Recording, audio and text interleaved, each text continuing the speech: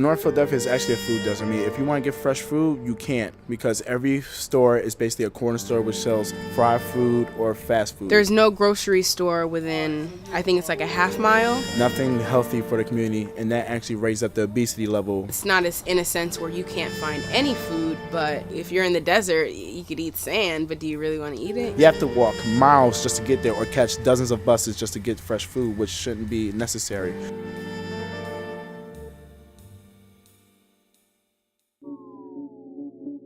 A few years ago, really weird mix of young people from North Central Philly came together with sort of a bunch of fuzzy visions to change the neighborhood and bring sort of positivity and sustainability to the area. We all traveled to New Orleans together and learned a lot from some community organizers and urban farmers down there. And we realized that Philadelphia is suffering the same kind of thing, especially the northern part.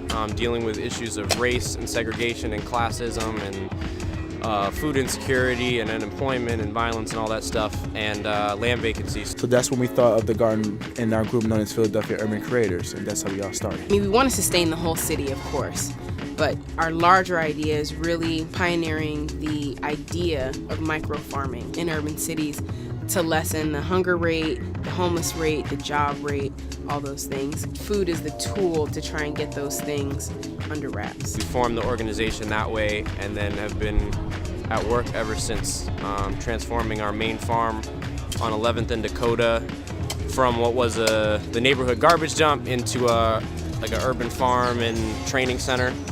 And now we're expanding to spaces all over the neighborhood. But not only that, when people want to plant their own things, we actually come in there and give them a space so they can plant them themselves. Or they could come in, we teach them what we know, and they can start their own thing in their backyard or lawn or whatever. Villanova always comes and helps us out and does work days. Temple's a big one of our backers.